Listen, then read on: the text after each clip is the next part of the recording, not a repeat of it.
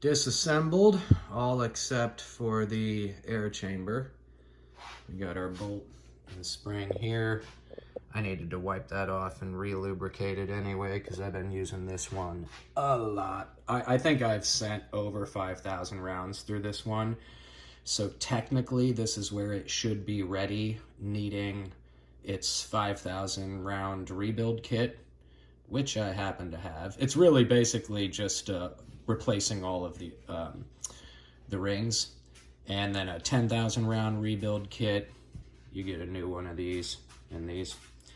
But none of my rings are bad. Everything is still working perfectly after 5,000 rounds. I've never had a jam, unless I'm using ammo that's not appropriate. But in terms of like HP68s, Jewel V2s, Canada Riot Balls, they all work. I've never, ever once had a jam, and I have beaten the holy shit out of this gun. So the reason why I decided to take a quick video today is because I finally decided on what barrel I want to use to replace the stock barrel here,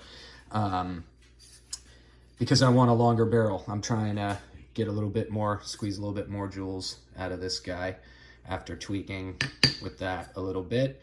And I think I can be between 50 to 55 joules on this comfortably without hearing any funky noises or having the magazine cycle slower than it otherwise would. But a crucial component of that is getting a barrel that's about 4 inches longer than this one. Now, here's the thing. As you may have guessed from the damage you see on that barrel, FN303 really does not want you. Try that one again. FN303 really does not want you replacing their barrels. I have no clue what they have used on this threading, but you know, you got to be careful because you got plastic here, and I don't want to screw up my mag release assembly, but I held a heat gun on this thing for about 5 minutes, and I had it piping hot, and the piece of rubber that I would normally put there before I put my wrench over it to protect the barrel, no matter how hard I squeezed, I could not get this thing to unlock. I had this in a vise. I had a little piece of rubber wrapped there, and I had my channy locks around it. Could not get it. The rubber would eventually slip. I had to put the channy locks right on the metal, knowing that I would completely damage it. And not that I really cared, because I don't know that I'll ever use this barrel for anything. But yeah, they use like concrete cement or something. It's way beyond red Loctite, I'll tell you that much. I've never had to put so much elbow grease. And I was uncertain, you know, I was kind of afraid that I was going to break it, to tell you the truth. I'm like, man, this can't just be some sort of thread sealer. But that is what it was. And after cleaning the holy hell out of the inside, you see right at the tip there, I've still got some stuff I need to scrape out if I want the next barrel I try and put in there to go in well and not risk having myself a problem. So that will be the plan.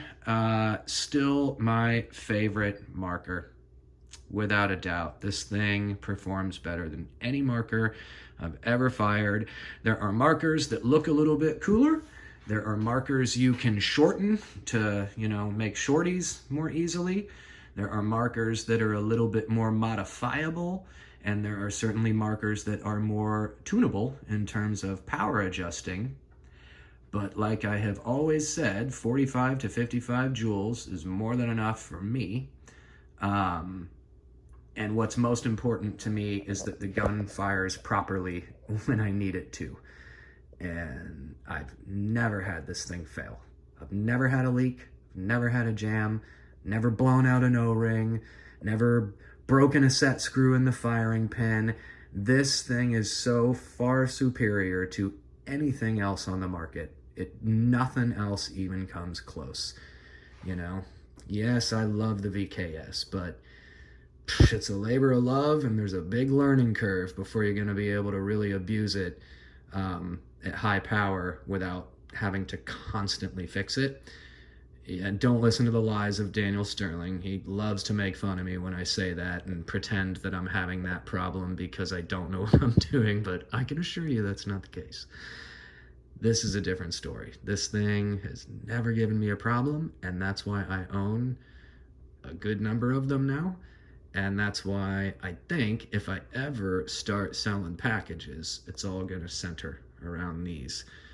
Particularly because they are not just superior, but they're also hard to get, because FN303 will not sell directly to any company except law enforcement. So you either have to get them secondhand or from someone who has some sort of, in.